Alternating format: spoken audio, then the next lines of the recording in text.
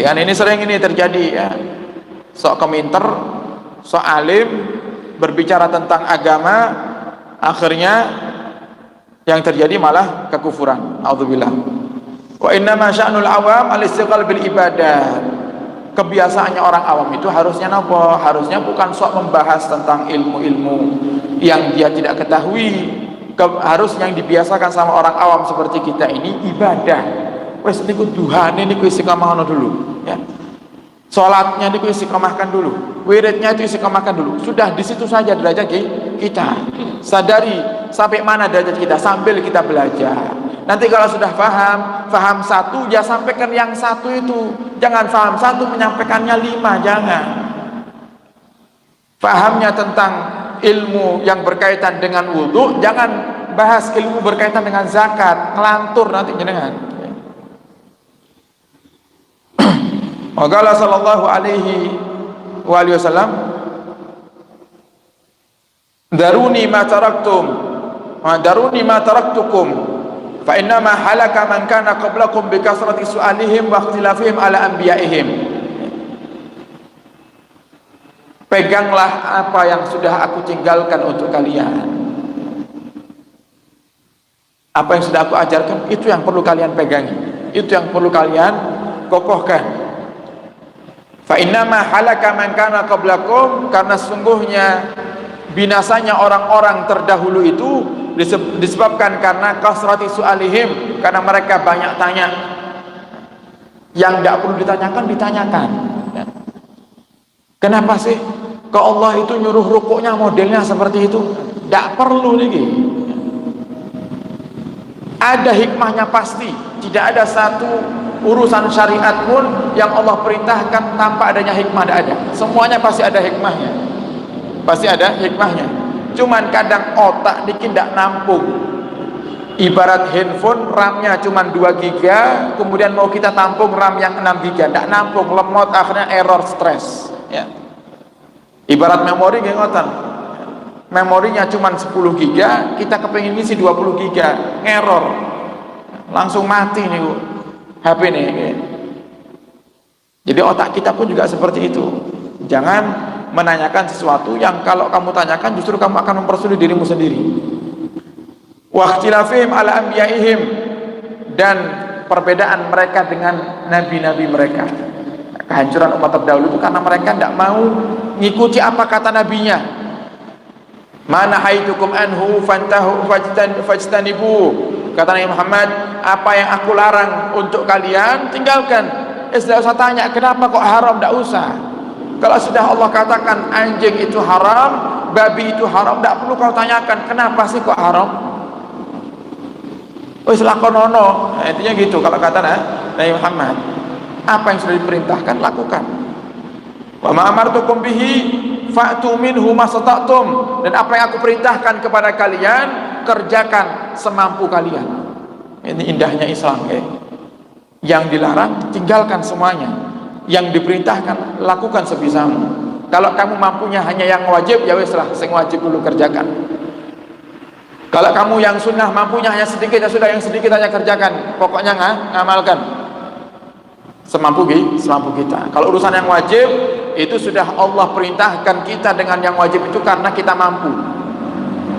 Kalau kita tidak melakukan yang wajib itu bukan karena kita tidak mampu, tapi memang karena kita malas atau memang hati kita jauh daripada Allah Subhanahu wa taala. Wa fil hadis naha Rasulullah sallallahu alaihi wasallam anil qil wal qal. Dan Nabi Muhammad sallallahu alaihi wasallam melarang juga kita berbicara cuman karena ngambil dari apa kata orang.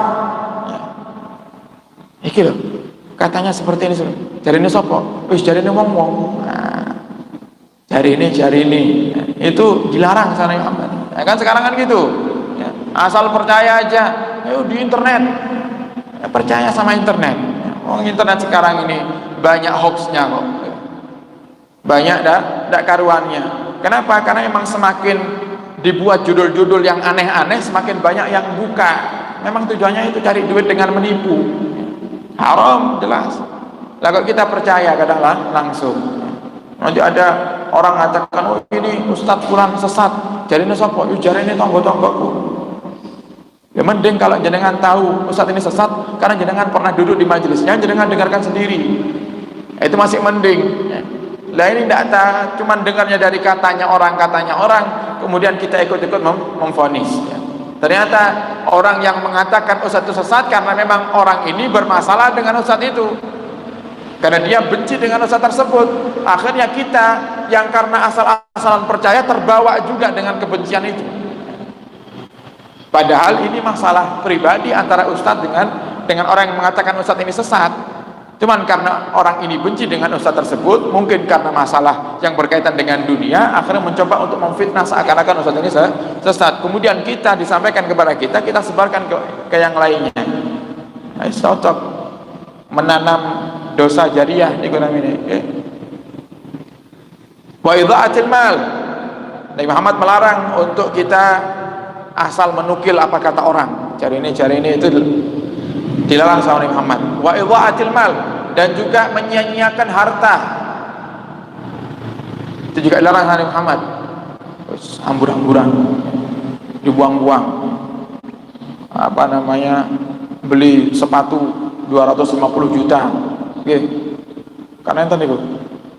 Beli jam yang 50.000 ada, carinya yang 500 juta. Oke. Beli mobil, satu keluarga cukup satu mobil, beli 5 mobil. Nah, ini idha'atil mal, menyia-nyiakan harta. Yang harusnya harta itu Bapak Ibu, kalau kita gunakan untuk kebaikan, kita gunakan untuk infak, kita gunakan untuk kebaikan, itu nanti kata Nabi Muhammad SAW, harta itu di dunia, di akhirat nanti itu seperti halnya kita celupkan tangan ini ke air, kemudian kita tarik. Yang nempel di tangan seberapa sih? Sedikit. Ini manfaatnya dunia. Manfaatnya dunia ini sedikit untuk kita. Makanya kita disuruh kalau kerja nyari apa yang memang kita butuhkan.